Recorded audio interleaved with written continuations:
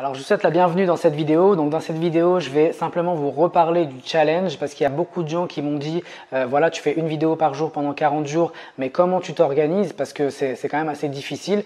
Donc voilà, donc si tu as 2-3 conseils comme ça à nous donner par rapport à ta façon de t'organiser, à comment tu t'as fait pour l'intégrer à ton planning.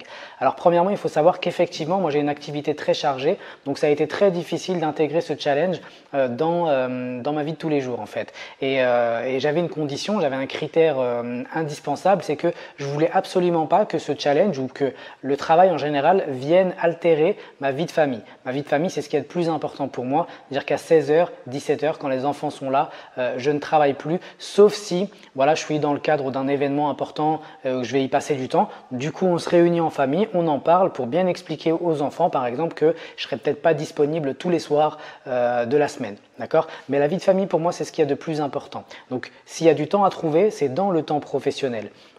Donc en gros ce que j'ai fait, c'est que moi ça faisait un certain temps déjà que je voulais faire des vidéos parce que je sais que c'est une façon merveilleuse de toucher un grand nombre de personnes et comme mon objectif, l'un des objectifs que je me suis fixé c'est de toucher un maximum de gens, d'inspirer un maximum de gens et de montrer aux gens par mon vécu et mon expérience que c'est possible d'atteindre des objectifs ambitieux, eh bien je savais qu'il fallait que je passe par la vidéo, donc que je me réadapte. Donc ça c'est la première chose. Donc, mais à chaque fois, donc j'avais des suggestions négatives qui venaient me dire Saïd, c'est pas le bon moment, Saïd, tu as déjà tel projet, Saïd, etc. Et à un moment donné, je me suis rendu compte qu'effectivement, ces suggestions négatives du subconscient, leur objectif, en fait, c'était simplement de me dissuader de le faire. Parce que, comme nous le verrons, à un moment donné, le cerveau, il a tellement pris l'habitude, le corps en général, il a tellement pris l'habitude de faire les mêmes choses qu'il a mémorisé ses informations et ses tâches et ses pensées et ses émotions que ça lui rend la tâche difficile, que c'est difficile pour lui de faire quelque chose de nouveau en fait. C'est pour ça que les premiers jours, quand vous essayez de faire une nouvelle, quand vous essayez de mettre en place une nouvelle habitude ou quand on essaye de mettre en place une nouvelle habitude, eh bien c'est difficile. On passe par une période de turbulence, on passe par une phase de turbulence. C'est très difficile. Mais voilà, faut pas lâcher parce que malgré tout, même si c'est difficile, on garde quand même le contrôle. D'accord? Donc en fait ce que j'ai fait c'est tout simplement faire un audit de temps et ça je le fais très régulièrement pour regarder en fait quelles sont les activités que je fais, sur lesquelles je travaille, que je peux déléguer ou que je peux optimiser ou que je peux automatiser. D'accord? Une fois que j'ai fait un point sur ça, j'ai vu que j'avais peut-être 1 heure dans la journée où je pouvais m'enregistrer, monter la vidéo. Alors 1 heure dans la journée c'est assez court parce que voilà d'habitude voilà en fait il me faut quand même au moins une bonne moitié de journée pour faire un montage vidéo.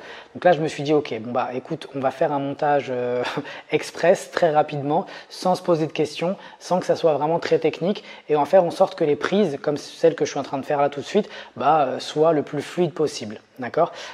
Donc ça, c'était vraiment difficile parce que j'ai pas l'habitude de parler comme ça devant une caméra. Donc ça m'a fait sortir de ma zone de confort et ça me fait toujours sortir de ma zone de confort. Mais je suis persuadé que c'est le meilleur moyen d'évoluer rapidement et d'atteindre ses objectifs et de prendre des raccourcis pour atteindre ses objectifs.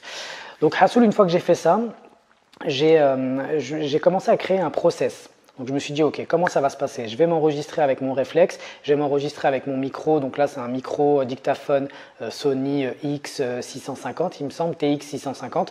C'est le micro que tous les vlogueurs recommandent. Mais en tout cas, c'est génial. Donc je filme avec mon réflexe ou avec mon téléphone portable. J'ai mon dictaphone pour enregistrer le son. Donc ensuite, une fois que c'est enregistré, eh bien, je les ai en pistes séparées. Donc j'ai acheté un logiciel qui s'appelle Pluralize. Ce logiciel, bon, il est assez onéreux. Aujourd'hui, je crois que sur Final Cut ou sur Adobe Premiere, on a la possibilité de synchroniser précisément le son et la vidéo, donc l'audio et la vidéo. Ce logiciel, moi, voilà, il le fait très rapidement en quelques clics. D'accord? C'est-à-dire que j'importe la vidéo, j'importe le son, je clique sur un bouton, ça les synchronise automatiquement et je peux exporter la vidéo synchronisée. D'accord? Donc j'ai pris ce logiciel pour gagner du temps, mais encore une fois, on peut le faire directement sur un logiciel de montage. Je ne sais pas comment, mais on peut le faire. Donc une fois que j'ai le son et la vidéo synchronisés dans un fichier, eh bien, il me suffit de les importer dans mon logiciel de montage vidéo. En l'occurrence, moi j'utilise ScreenFlow. Alors c'est un peu à l'ancienne, mais ça ne sert pas vraiment à faire du montage vidéo, mais c'est le logiciel avec lequel je me sens le plus à l'aise, donc du coup je l'utilise. Et puis comme je ne fais pas vraiment des trucs de foufou, c'est plutôt relativement simple, je me suis dit voilà, on va rester sur ça. Et j'ai pas trouvé de plage horaire ou de temps pour pouvoir me former sur un vrai logiciel type Adobe Premiere, etc. Donc une fois que je fais ça, je fais le montage. Donc je coupe si jamais il y a des choses à couper, si jamais j'ai dit une grosse bêtise, mais sinon généralement je laisse couler la vidéo. Et donc je mets une intro et un outro et j'exporte la vidéo. Une fois que la vidéo est exportée, ce que je fais également, c'est que je refais un montage sur 20 secondes, à peu près 20 secondes, une demi-heure, pour Instagram, en essayant de sous-titrer. D'accord, ça je le fais moi-même. Ensuite, une fois que j'ai tout ça, j'upload la vidéo sur YouTube. Je la mets dans un premier temps en non répertorié. J'optimise donc le titre avec le nom de la vidéo, la description. Alors je mets un mot-clé si jamais je veux que la vidéo soit référencée. Et ensuite, qu'est-ce que je fais? Donc ensuite, voilà, je crée les images pour mon blog, etc. En gros, ça me prend 1 heure, voire 1 heure et demie aujourd'hui à intégrer dans mon activité. Mais ça me prend 1 heure et demie parce que, et ça c'est très important que vous le compreniez, je ne suis pas exigeant avec moi-même. C'est-à-dire que je me dis, je suis pas exigeant, oui et non. En fait, à la base, moi, je faisais des montages vidéo vraiment très élaborés, avec des scripts, avec du montage vidéo, etc. Donc là, je pouvais pas faire ça, parce que ça m'aurait pris beaucoup plus de temps. Je n'aurais pas pu faire une vidéo par jour pendant tant de jours. Ou sinon, il aurait fallu que je fasse que ça. Je me filme le matin et je fasse le montage le soir et uploader les vidéos, etc. Bref, c'était impossible. Donc du coup, je me suis dit, tu vas enchaîner, tu vas avoir un plan. Au fur et à mesure du temps, tu vas te construire un plan, un système dans ton script. Comme ça deviendra de plus en plus facile.